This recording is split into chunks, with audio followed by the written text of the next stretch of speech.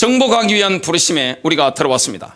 하나님의 부르심의 궁극적인 목적이 뭡니까? 저와 여러분을 제사장 나라로 만드는 겁니다. 하나님을 위한 왕과 제사장으로 삼으시는 게 우리를 부르신 궁극적인 목적입니다.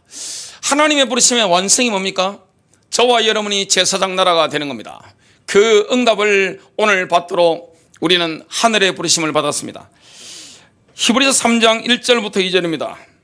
그러므로 거룩한 형제들 곧 하늘의 부르심에 참여한 자들아, 우리의 신앙 고백의 사도시며 대제사장이신 그리스도 예수님을 깊이 생각하라.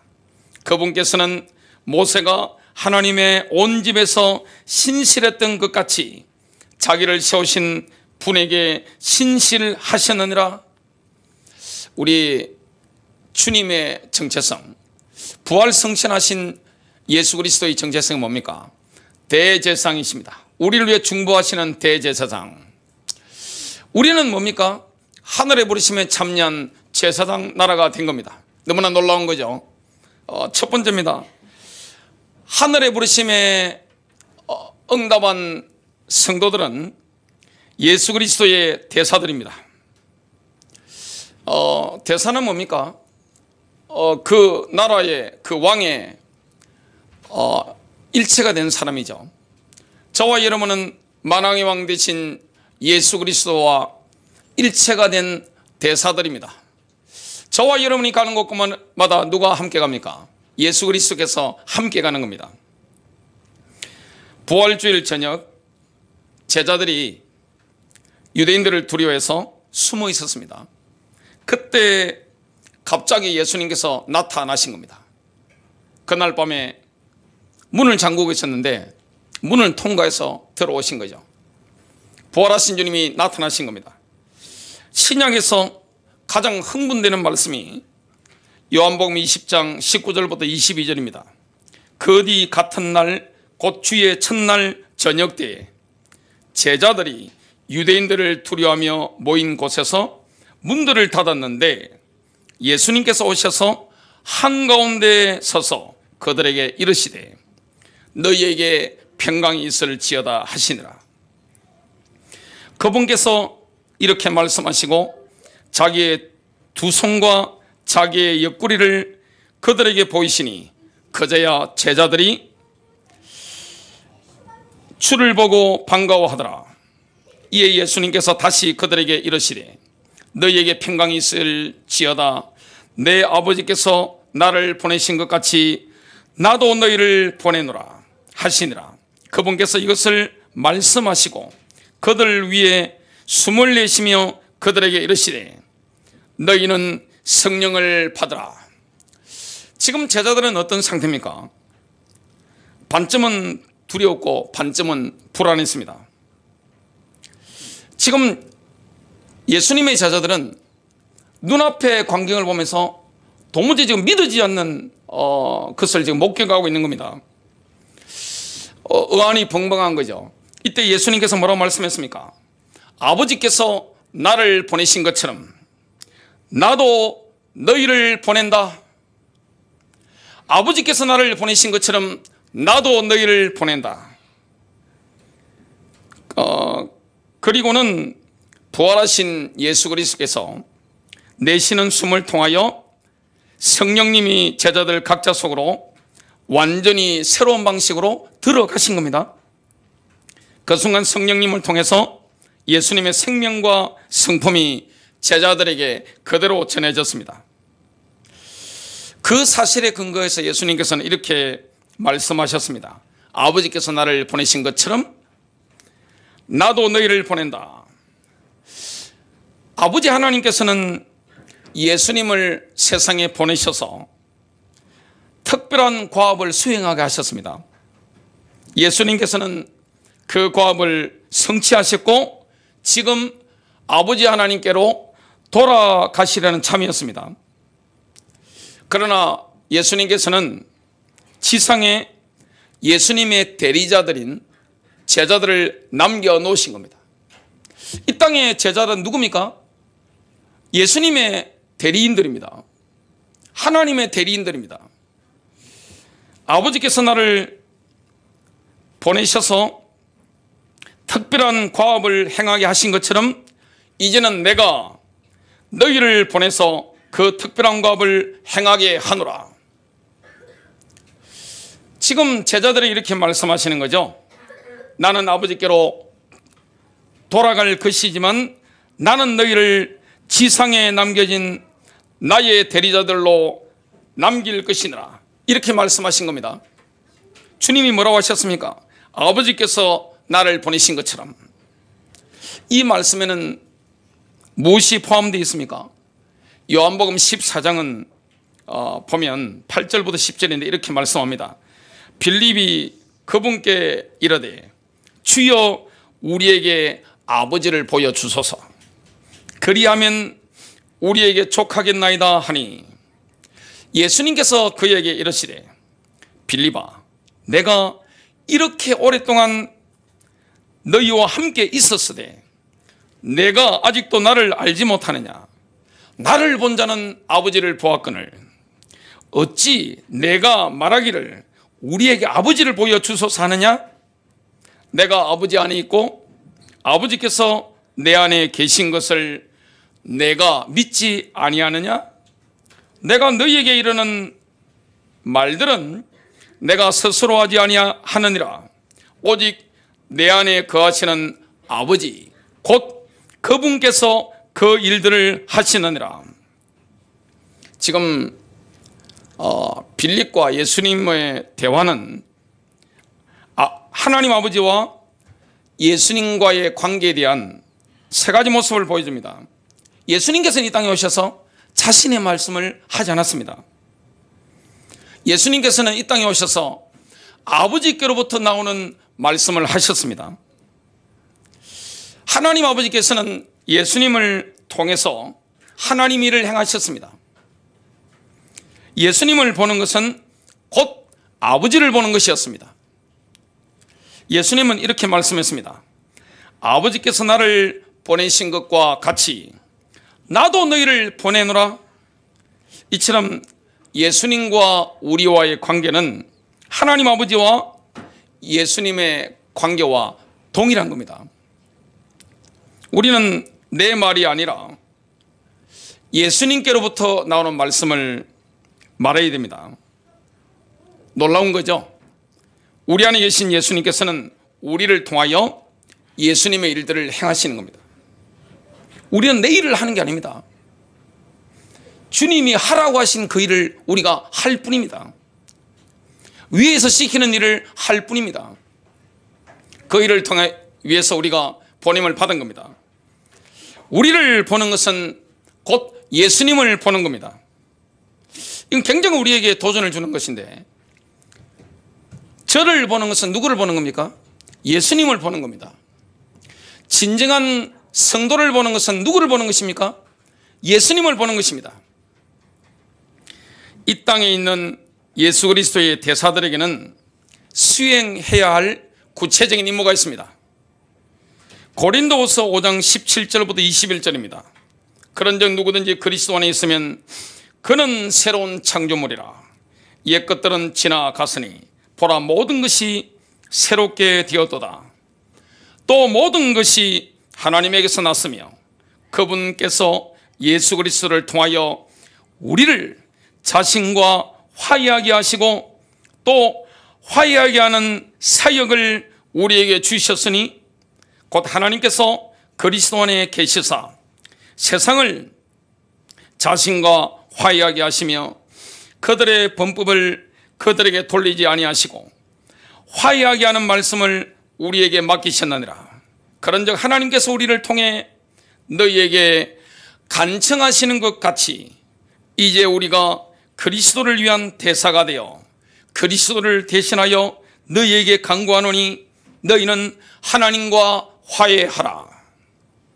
하나님께서 죄를 알지 못한 그분을 우리를 위하여 죄가 되게 하신 것은 우리가 그분 안에서 하나님의 의가 되게 하려 하심이라. 누가 그리스도의 대사가 될 수 있습니까? 그리스도 안에 있는 새로운 창조물만이 그리스도의 대사가 될 수 있습니다. 옛 창조물은요 전달할 말씀을 갖지 못합니다. 우리는 새로운 피조물입니다. 새로운 창조물입니다. 마치 하나님께서 그리스도 안에서 세상을 하나님과 화해하게 하시듯이 이제는 그리스도께서 우리 안에서 세상을 하나님과 화해하게 하시는 겁니다. 우리가 전달할 말씀은 십자가에서 일어난 신성한 교환에 근거하고 있습니다. 십자가에서 어떤 일이 일어났습니까? 하나님께서는 갈보리에서 죄를 알지 못하신 예수님을 우리를 위하여 의가 죄가 되게 하셔서 우리가 예수님 안에서 하나님의 의가 되게 하셨습니다. 주님이 죄가 되셨고 우리가 의가 된 겁니다. 어느 정도입니까? 마치 한 번도 죄를 지은 적이 없는 사람처럼 우리가 의가 된 겁니다. 우리는 하나님의 대사가 되어 그리스도를 통한 화해의 메시지를 온 세상에 전하는 사람입니다.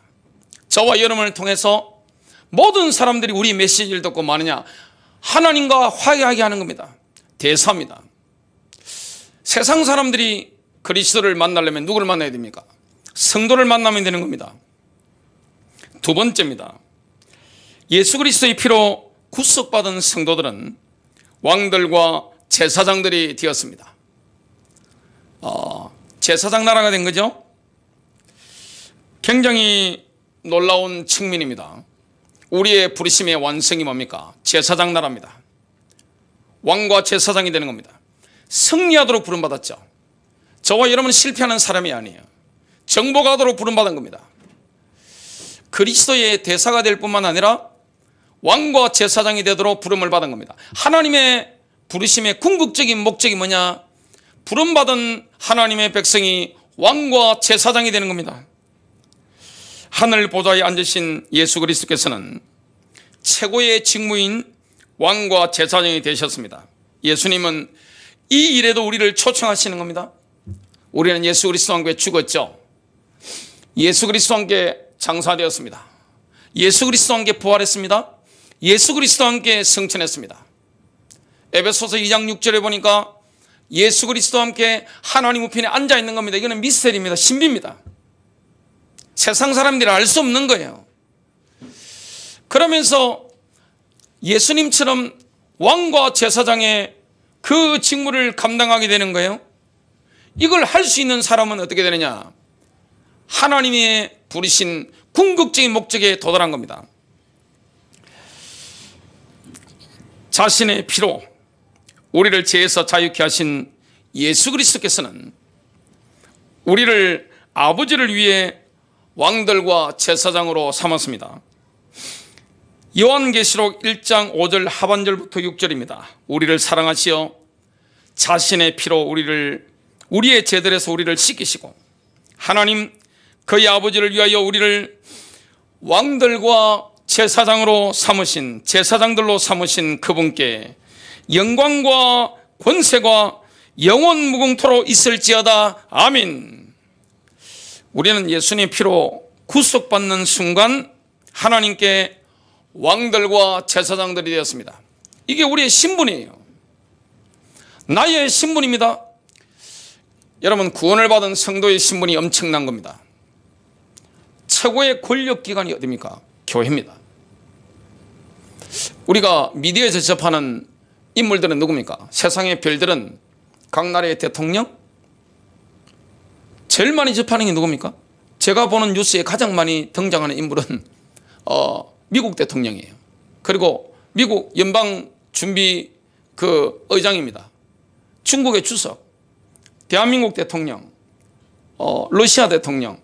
제가 지금 늘 체크하는 그 순서대로 지금 말씀을 드렸는데 그들이 뉴스의 헤드라인을 장식합니다만은 사실 그들은 허상일 뿐입니다. 미국에서 가장 권력을 행사하는 집단은 어디입니까? 미국의 교회입니다. 일본도 가보니까 진정한 교회가 있어요. 러시아도 가보니까 진정한 교회가 있습니다. 중국과 대만도 가보니까 진정한 교회가 있습니다. 전 세계 나라들 가보니까 진정한 교회가 있는 거예요. 북한도 진정한 교회가 있는 겁니다.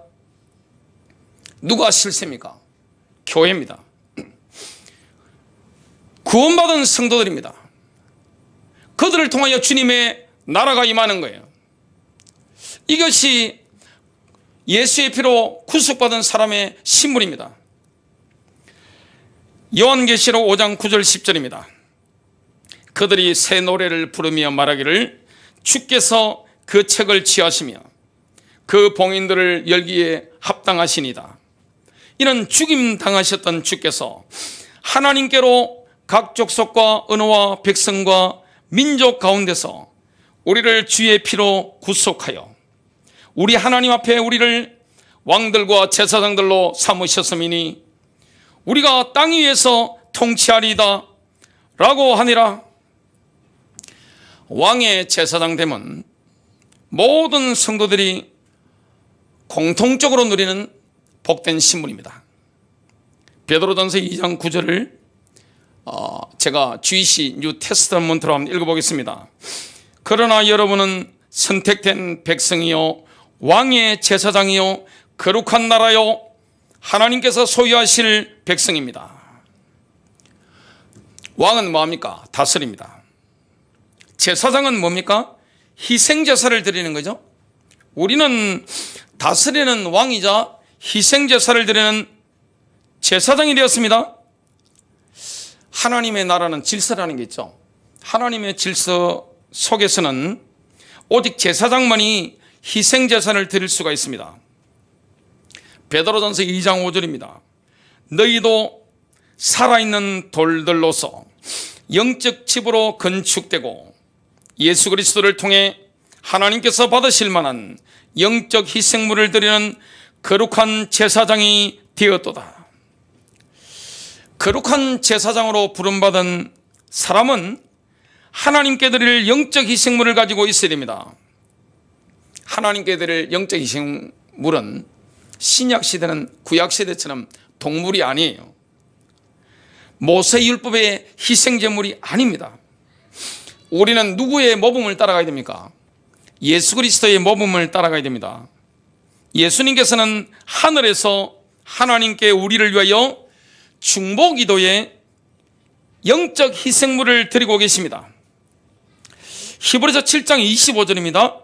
그러므로 그는 또한 자기를 통하여 하나님께 나오는 자들을 끝까지 온전히 구원하실 수 있으니 이는 그가 항상 살아 계셔 그들을 위하여 중보하심이라. 예수님의 공생애는 3년 6개월밖에 되지 않죠. 근데 예수님의 왕과 제사장으로서의 사역은 2000년 동안 지속되어 왔습니다. 앞으로도 영원히 지속됩니다. 우리는 예수님의 지상사역을 공유하도록 초청받았죠. 그뿐만이 아닙니다. 우리는 왕들과 제사장들로서 예수님의 영원한 하늘나라의 직무에도 동참토록 초청을 받았습니다. 우리가 멀쩡하니 이렇게 승리할 수 있는 것은 누구의 덕분이죠? 우리를 중보기도하는 예수님 덕분입니다. 대제사장이신 예수님께서 우리를 위해서 중보기도를 하고 계신 겁니다. 그 일에도 우리가 초청받은 거예요. 그래서 우리가 왕들과 제사장들이 될 만큼 다른 영혼들을 위해서 중보기도를 할 수 있다. 그건요 하나님의 부르심의 궁극적인 완성입니다. 하나님이 우리를 부르신 부르심의 궁극적인 목표가 뭡니까? 우리를 왕과 제사장으로 삼는 겁니다. 제사장들의 나라로 만드는 거예요. 이게 하나님의 부르심의 완성입니다. 중보기도자가 되는 거, 남의 짐을 내가 지는 거, 그게 영혼 사랑이죠. 복음이 뭡니까? 하나님의 사랑이죠. 이웃 사랑이죠. 하나님을 사랑하는 사람, 이웃을 사랑하는 사람 뭡니까? 남의 허물, 남의 약점을 나의 짐으로 지고 뭐 하는 겁니까? 기도 속에 들어가는 겁니다. 그 나라를 놓고 기도하는 거예요. 이스라엘을 놓고 중보하는 거예요. 그 사람의 죄를 품고 내가 기도하는 거예요. 감정전이가 일어나는 거예요. 가슴 아파하는 거예요. 누굽니까? 한나처럼 하나님 내게 아들을 주십시오. 하나님 응답하지 않는 거예요. 왜냐? 하나님과 핀트가 맞지 않는 거예요. 기도하다 보니까 하나님과 이심전심이 된 겁니다. 아, 나시린이 필요하네. 하나님 나시린을 주십시오. 그래서 태어난 인물이 바로 사무엘 선지자입니다. 우리가 기도하다 보면 자기 중심을 벗어납니다. 나라는 이 감옥에서 내가 벗어나지는 거죠. 오직 내 응답, 내 치유, 내 능력, 이거에서 벗어나는 겁니다. 어떻게 되는 겁니까? 이웃을 보게 되는 겁니다. 영혼들을 보게 되는 겁니다. 주님의 재림을 준비하면서 내가 중보기도해야 될 대상자를 주님이 보여주시고 그들의 아픔과 슬픔을 내가 짊어지고 어디가 들어가는 것이냐? 기도 속에 들어가는 거예요. 마치 예수님께서 연약한 우리를 위해서 중보기도하는 것처럼 우리가 영혼들을 위해서 중보기도 속에 내가 들어가는 거예요. 이게 하나님의 부르심의 완성입니다. 하나님이 우리를 이 정도로 승리하는 사람으로 만들어 주시는 거예요. 뭐가 일어납니까? 저와 여러분의 중보기도 때문에 승리가 일어나는 거죠. 야, 주님이 하셨다. 교회가 기도했는데 주님이 하셨다. 그걸 우리가 경험하게 되는 거예요. 이전에 소련이 있었습니다. 소련이 얼마나 교회를 핍박했습니까? 그 동구권에 핍박받은 사람들, 그 간증을 읽어보면 진짜 눈물 납니다. 어떻게 인간을 이렇게 잔혹하게 짓밟을 수 있는가? 그거 보면 깜짝 놀랄 정도인데 전 세계 교회가 소련의 철의 장막이 무너지는 걸 놓고 기도했습니다. 그렇게 빨리 무너질 줄 몰랐던 거예요. 하나님이 무너뜨리시는 거예요. 우리는 북한을 놓고 중보기도해야 됩니다. 영혼들을 놓고 중보기도해야 됩니다. 대한민국 행정부, 입법부, 사법부를 놓고 중보기도해야 되는 거예요. 왜 원망합니까? 왜 패배의식에 젖어 있죠? 왜 정치인지 욕만 하는 거죠? 욕하도록 부름받은 게 아니잖아요. 우리 기독교인들은 뭐 하도록 부름받았습니까?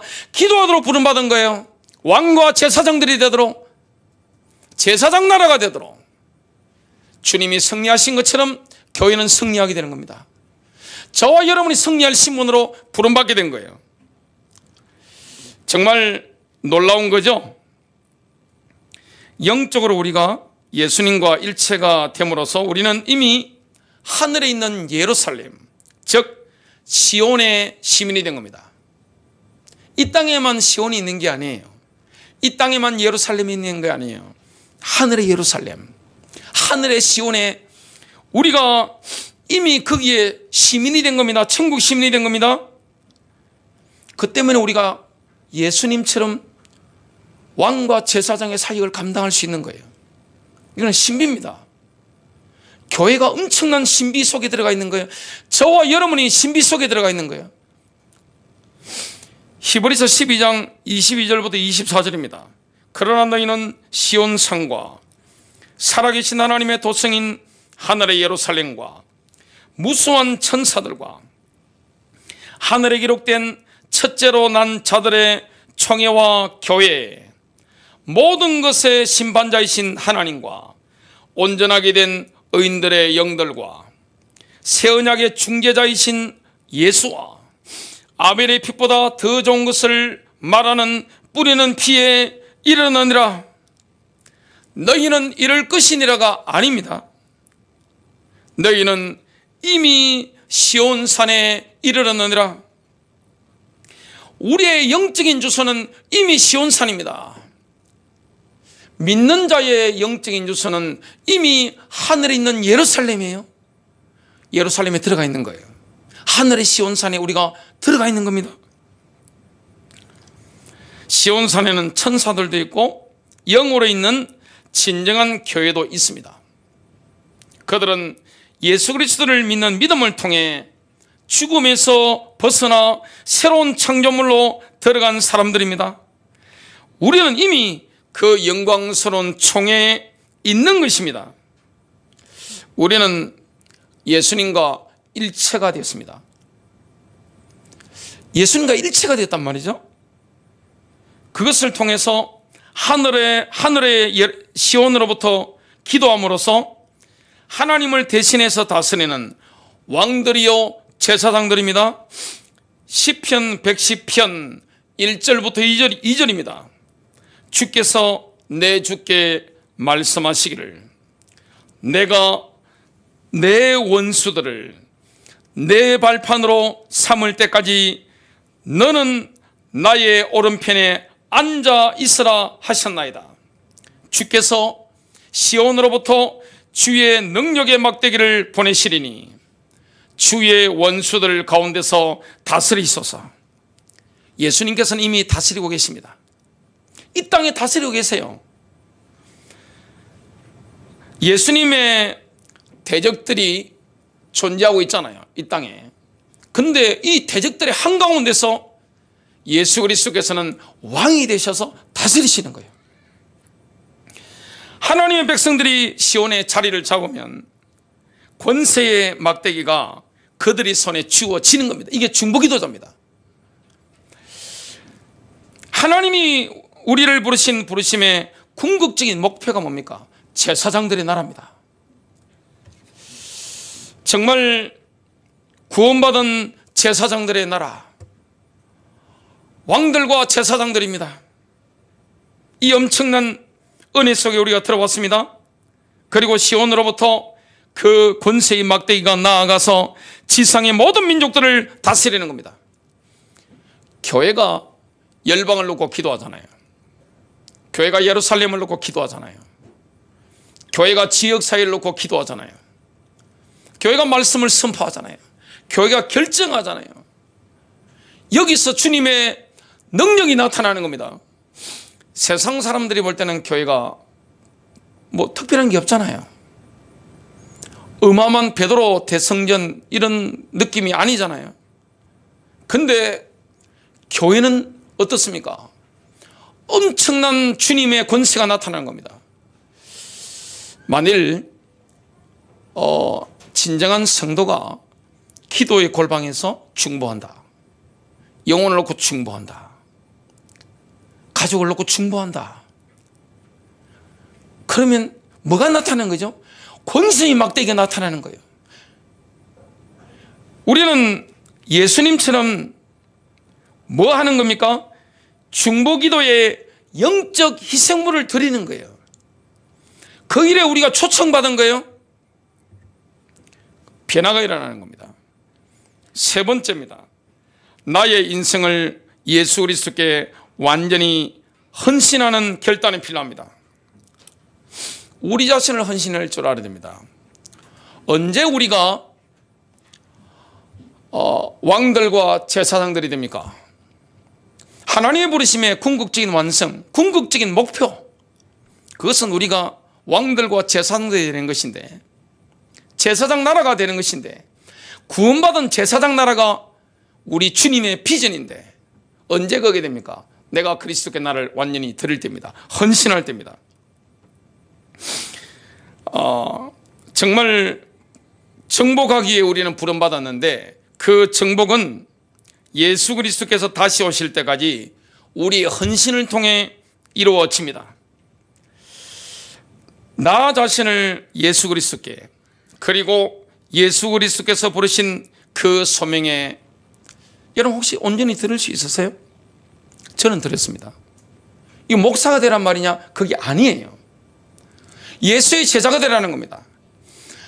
나를 따라오너라. 내가 너희로 사람을 낚는 어부가 되게 하리라. 가장 중요한 질문이 뭡니까? 예수 그리스도께서는 나의 인생에 있어서 어떤 자리를 차지하고 있습니까? 예수 그리스도께서 내 인생에 어떤 자리를 차지하고 있죠? 여러분 마음의 주인이 과연 누굽니까? 저와 여러분의 인생을, 내 마음을 통치하신 분이 누구십니까? 예수 그리스도 맞습니까? 여러분 뭘 결정할 때 누구의 뜻대로 결정합니까? 저는 예수님의 뜻대로 결정합니다. 손해본 적이 있느냐? 없습니다. 혼적으로 본다면, 상식적으로 본다면, 제가 인생의 중요한 절한기마다 결정을 몇 가지 했는데 남들이 저보고 미치다 그랬습니다. 왜냐? 어떻게 돈을 선택하지 않고 사회적 지위를 선택하지 않고 모든 것 다 버리고 저렇게 가는지 충격을 받으시더라고요. 제가 신학교 갈 때 그랬습니다. 저희 부모님이 깜짝 놀랐습니다. 그리고 제가 선한목자교회 개척할 때도 그랬습니다. 없었어요.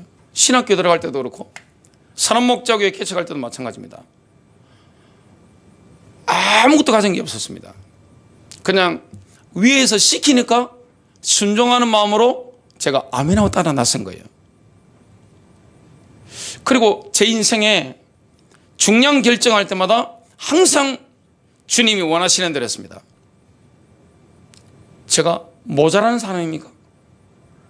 그게 어리석은 결정입니까? 그렇지 않은 거예요. 또 생각이 납니다. 우리 변사모께서 발이 은혜롭지 못합니다. 무좀 때문에. 그러니까 오래됐죠. 무좀약을 먹었는데 그게 얼마나 독합니까? 근데 우리 막내 딸이 임신한 줄 몰랐던 거예요. 안양에 병원에 가니까 산부인과에서 뭐라냐, 무조건 떼라는 거예요. 제가 그 말 듣는 순간에 기도하고 내린 결론이 뭔지 아세요? 제 아내 보고 이야기했습니다. 산부인과 가지 마세요. 애 낳을 때까지는. 이상한 애 나오더라도, 장애인 나오더라도 하나님의 선물로 내가 키우겠다고 그 결정을 했습니다. 생명을 죽이면 안 된다 그랬습니다. 그 결정 때문에 병원을 가지 않고 아이가 나왔습니다. 저는 아들 둘만 있으면 괜찮다 생각했거든요. 목회하는데 자식이 말하면 걸림돌 된다 생각했습니다. 왜냐? 큰 교회에 제가 부임할 게 확실해 보였기 때문에 자녀 3명은 서류 심사에서 떨어진다는 걸 제가 알고 있기 때문에 2명만 있으면 된다 생각했습니다. 근데 하나님이 딸을 주신 거예요. 얼마나 건강한 딸이 나온지 모릅니다. 뭐 장애가 있었느냐 그거 없어요. 그냥 하는 거예요. 이번에 변사모 병원에 입원해가지고 있으니까 집에 어떻게 돌아가느냐. 제 아내의 역할을 교회에서든 집에서든 우리 딸이 다 하고 있습니다. 주일날 저녁에 제가 제 아내도 병원에 입원해 있는데 저는 집을 못 가고 늘 교회에 있어야 되잖아요.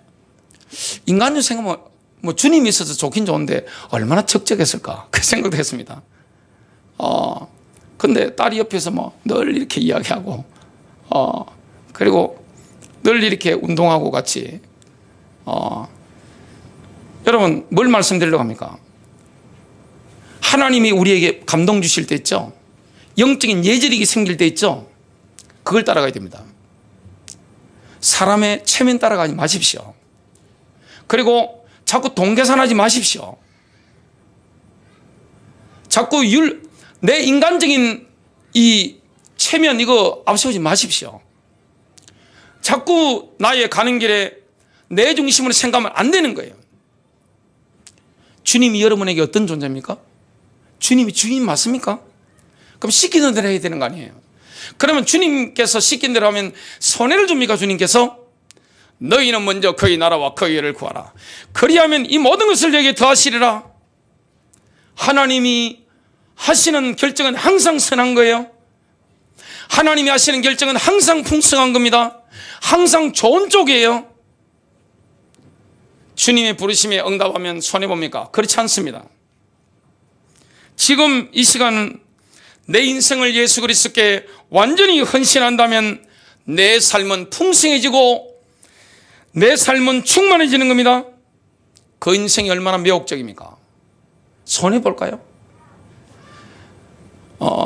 남들이 보면 저 같은 사람은 이해가 안 되죠? 세상 사람들이 저를 볼 때 이해 못합니다. 우리 진정한 성도들을 어떻게 이해합니까? 근데 우리가 미쳤습니까? 우리가 돌았냔 말이죠. 계산이 없습니까? 올바른 계산을 하고 주님을 따라 나서야 되는 겁니다. 헌신하십시오. 주님께 헌신하십시오. 내 인생을 헌신하십시오. 하나님께서 말씀하신 대로 내가 따라가면 승리하는 거예요. 장계산 버리십시오. 주님이 손해줍니까? 하나님의 선하심, 하나님의 인자하심, 하나님의 그 사랑. 내가 내 복지를 더 많이 생각합니까? 우리 주님이 나의 복지를 더 챙겨줍니까? 주님이 하나님의 종을 어떻게 버려요? 당신의 종을 어떻게 외면해요? 주님께 헌신한 하나님의 사람을 주님이 끝까지 책임지시고 인도하시는 거예요. 뭘로 사용합니까? 제사장들의 나라, 구원받은 제사장들의 나라. 결론적으로 언제 거기에 됩니까? 헌신할 때입니다. 누구에게 헌신해야 됩니까? 지금 제가 교회를 열심히 다니는 말씀이 아니에요. 예수 그리스도에 대한 헌신입니다. 내가 주님을 따라가는 거예요. 주님이 내 인생의 주인이 되시는 겁니다. 하나님의 나라 얼마나 풍성해요? 저는 이번에 제 아내가 병원에 가 있고 얼마나 여러 가지 힘든 게 많아요. 여러 가지 불편한 게 얼마나 많아요. 근데 그 어느 때보다도 하나님 나라 깊이 누렸습니다. 하나님 나라 내적인 거잖아요. 충만한 거잖아요. 우리 주님은 완전하신 거예요. 주님이 우리에게 예비하신 인생은 충만한 인생, 풍성한 인생, 승리하시기를 주님의 이름으로 축복합니다.